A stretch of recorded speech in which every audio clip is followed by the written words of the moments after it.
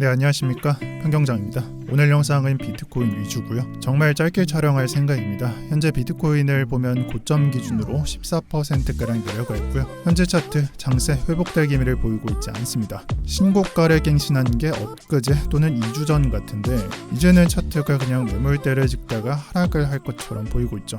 이렇게 안 좋은 생각이 들 수밖에 없는 건 비트코인 ETF 쪽에서도 유출되는 모습이 계속 나오고 있고요. 많은 사람들이 말하고 있듯이 과매수다, 경기 침체가 올 것이다, 곧 올 것이다, 그리고 극도의 공포감이 비트코인뿐만 아니라 부동산도 마찬가지고 요즘 투자자들은 이런 생각에 빠져 있습니다. 이렇게 분위기가 안 좋은 지금 분위기가 이러하기 때문에 투자자들은 비트코인 하락을 인정한 것과 같고요. 그로 인해서 투심은 떨어지고 사는 사람이 없고 파는 사람이 많아지니까 조정은 발생할 수밖에 없습니다. 이런 얘기들 너무 뻔하다 알고 적어놨는데 마찬가지로 존버하면 오를 것이다, 팔지 말고 꾸준히 버티고 있어라, 투자는 오래 들고 있어야 된다, 이렇게 해야 된다라는 얘기 등 사실 이제는 이런 얘기들보다 다른 얘기가 필요한 시점이 아닐까 합니다. 그래서 오늘 컨텐츠는 다음 상승장은 언제 오는 거지, 그리고 이 상승장 자체가 도대체 언제 오냐, 이 얘기를 해보려고 합니다. 두 가지를 가져와 봤고요. 첫 번째는 M2 플러스 비트코인입니다. 그냥 이 두 가지의 상관관계다라고 보시면 될 것 같아요. 여기에 적어놨듯이 시중에 돈이 풀리면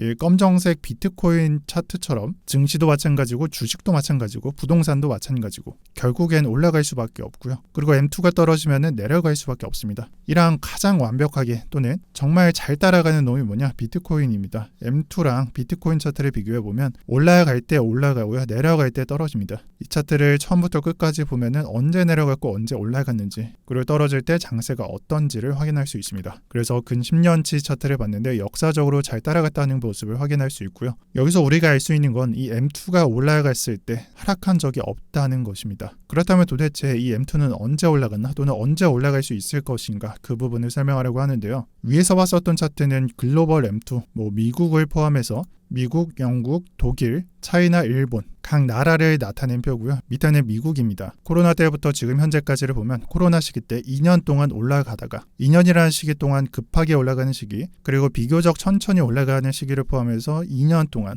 이 M2를 올려준 걸 볼 수 있고요. 우리의 상승장도 이때 발생했다는 사실을 알 수 있습니다. 그리고 M2가 올라가지 않고 정체되거나 내려갔을 시기가 한 2년 정도 또는 1년 반 정도가 되고 올해 5월부터는 조금씩 올리는 중이다 라고 볼 수 있습니다. 여기서 제가 대충 설명하면서 말씀드렸지만 이 올라갈 때 비트코인 상승하고 내려갈 때 약세장이나 비트코인 하락했다, 또는 좀 더 정확히 말해보면은 올라갔다면 6개월 뒤 정도의 영향을 주더라, 내려간다면 6개월 뒤 정도의 떡락을 하더라 라는 부분을 확인할 수 있습니다. 그럼 당연히 이 차트를 보고 우리가 미래의 생각을 해봐야 되는 건 내려간다면 비트코인 차트는 내려갈 수밖에 없겠지만 여기서 과거랑 비슷하게 앞으로 올라가는 것을 그림을 그려둬야 된다. 그래서 과거랑 비슷하게 올라간다면 비트코인 차트가 올라갈 수밖에 없다라는 것을 예상 또는 생각할 수밖에 없고, 그럼 답은 간단하죠. 언제 올라갈지를 고민해 보면 됩니다. 그래서 연준의 대차 대조표를 가져왔습니다. 이 표에는 간단하게 두 개를 표시했고, 급격하게 올라갔던 시기, 그냥 경제 위기가 왔을 때 국가에서 채권을 매입하고 1년의 과정들이 포함된 그 과정들이 포함되어 있고,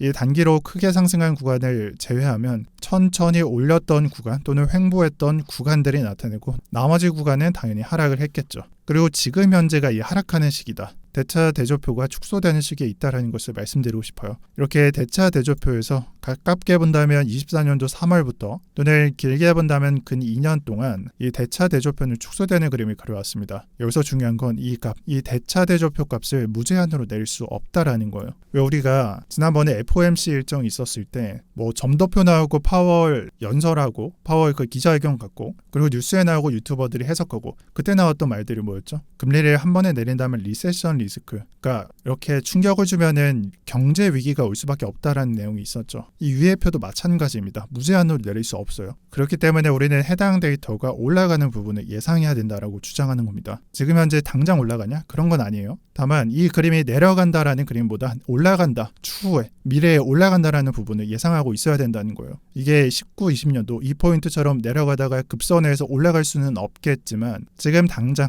예를 들어서 다음 달 또는 3월 달에 이 부분이 내려가는 걸 멈추고 옆으로만 민다면, 아니면 내려가는 부분이 좀 줄어든다면 올라가는 부분을 예상해 볼 수 있겠죠. 그럼 올라간다면 당연히 비트코인, 부동산, 주식 장기적으로 봤을 땐 호재를 예상할 수 있겠죠. 이게 위기로서 또 단기적으로 급상승하는 게 아니라면 그럼 이 시기에 대해서 논의를 해봐야 되는데 정확히 뭐 5월 달에 아니면 정확히 내년 6월 달에 이 대차 대조표가 올라간다는 부분을 말씀드릴 수는 없습니다. 그 누구도 예상을 하지 못하기 때문이고 다만 관점이 형성되는 시기는 예측을 해볼 수 있어요. 많은 부분들이 결정되는 건 FOMC 전후에 결정됩니다. 그래서 우리가 생각해야 되는 기간은 1월 말과 3월 중순, 5월 초, 뭐 6월, 7월, 9월, 10월, 그리고 뭐 12월 이런 식으로 생각해 볼 수 있고 당장 지금 순간에 가까운 기간은 1월 말과 3월 중순이 됩니다. 그래서 해당 시기에 분위기가 전환될 수 있는 부분이 있다. 이슈가 좀 발생할 수 있으니까 예상하면서 시기를 좀 집중해 주시는 게 좋고요. 발생한다면 대차 대조표 축소가 멈춘다면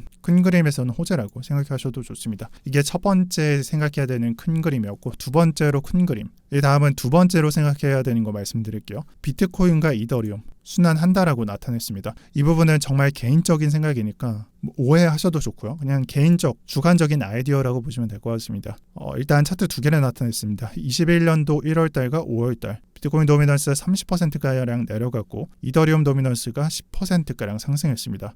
저는 개인적으로 23년도 마찬가지, 24년도 마찬가지 이더리움이 거의 썩었기 때문에 많은 사람들은 지금 현재 이더리움을 봤을 때 그리 대단한 놈이 아니야 이런 식으로 과소평가를 한다고 보는데 제가 이번 연도 하반기에 이더리움에 대해서 많이 언급을 했고 매번 똑같은 부정을 들었지만 다시 한번 말씀드릴게요. 뭐 비트 이더나 아니면은 부동산에서 상급지 하급지나 아니면 주식에서 뭐 증시에서 개별 주식이나 이런 순환이나 아니면 뭐 낙수 이런 것들 이 자금 순환은 정상적인 움직임이라는 것입니다. 물론 약세장에서 자금은 순환되지 않을 수도 있어요. 돈이 많이 안 들어갔으니까 거기서 돌아봤자 뭐 상승할 놈도 없고 그냥 강한 놈에 가겠죠. 근데 지금 현재가 어떻죠? 강세장입니다. 물론 근 2주 동안은 강세장이 아니었을 수도 있어요. 근데 11월 달 강세장 아니었냐? 여기에 약세장이라고 답변하는 사람이 누가 있겠습니까? 이미 강세장은 한번 왔고 이런 강세장이 왔을 때 억지로 막아도 순환은 일어날 수밖에 없습니다. 뭐 옛날 17, 18년이 될 수도 있고 14년도가 될 수도 있고 또한 21년도에도 그랬고요. 그 다음 25년도도 마찬가지입니다. 그런데 비트코인 ETF 흐름이 좋지 않습니다. FOMC 일정이 있었고 파워레입에서 안 좋은 내용이 나왔어요. 또한 양자 컴퓨터 이슈로 사람들은 공포감을 느끼며 비트코인을 던지거나 ETF에서 유출이 되었습니다. 이렇게 장세가 안 좋고 공포감을 느끼면서 비트코인 ETF를 19일부터 던지고 있는데 이더리움 ETF 값을 보면 단기적으로 이틀 동안은 유출이 됐었습니다. 다만 이 이틀 다음에 비트코인 ETF가 유출됐던 것과 상반되게 이더리움 ETF는 들어오고 있는 걸 확인할 수 있어요.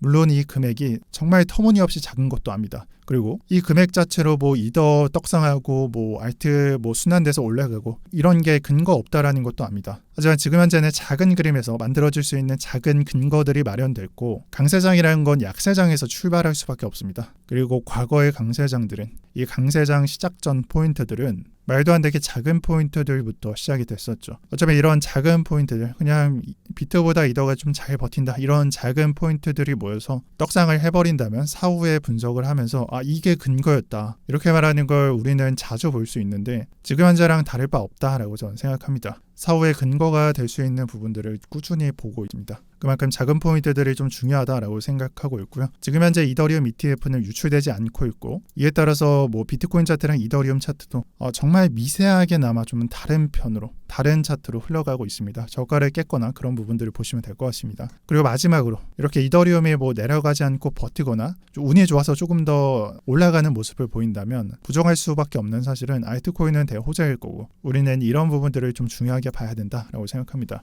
그리고 1월 달부터 내년부터 달라지는 부분을 말씀드릴게요. 일단 제 비트시그널 채널은 월, 수, 금 이런 식으로 주 3회 영상을 업로드했는데 1월이나 2월부터는 주 1회 촬영할 생각이고요. 그리고 제가 운영하고 있는 경제 언어 방도 다른 방을 홍보하거나 소개해드려서 좀 곁가지가 많았는데 내년부터는 오롯이 저 혼자 링크 없이 운영될 예정입니다. 그래서 많이 참고해 주시고 이걸로 24년도 마지막 영상을 마치도록 하겠습니다. 오늘도 평경장이었고요. 다들 시청해 주셔서 감사합니다.